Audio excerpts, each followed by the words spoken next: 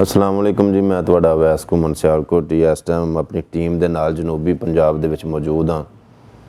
मैं शुक्रिया अदा करना अपने साथियों का जिहड़े मैनू अपने नाल लैके टुरे ने, अपना घर छड्ड के, अपने बिस्तर छड्ड के, अपना इलाका छड्ड के असी सैलाब जदगान वास्ते रज़ाइयाँ लैके, राशन लैके, कंबल लैके असी उन्हां दी खिदमत दे विच हाज़र हाँ।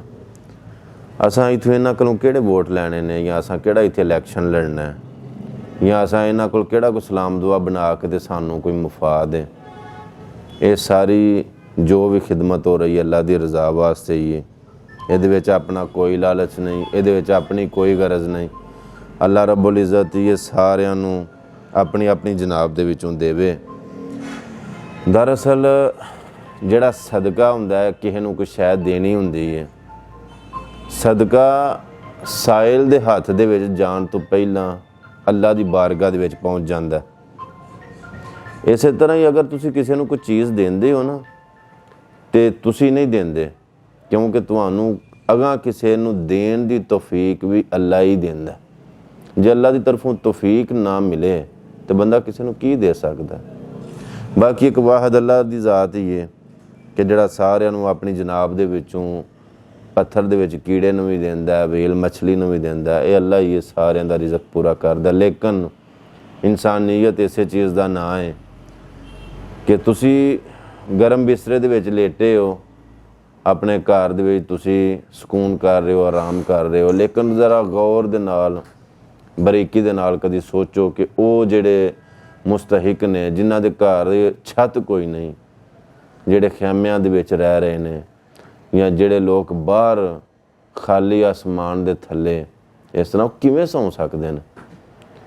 असी विजिट कीता कल भी, कुछ ऐसे लोग है ने कि मतलब जिन्हां ने मिट्टी दियां छत्तां दीवारां बना लईआं ने, उन्हां नूं छत्तां दी ज़रूरत है, यानी कि बाले गाडर टियां उन्हां दे उत्ते मतलब पा के दीवारां दे छत पा दिता जाए।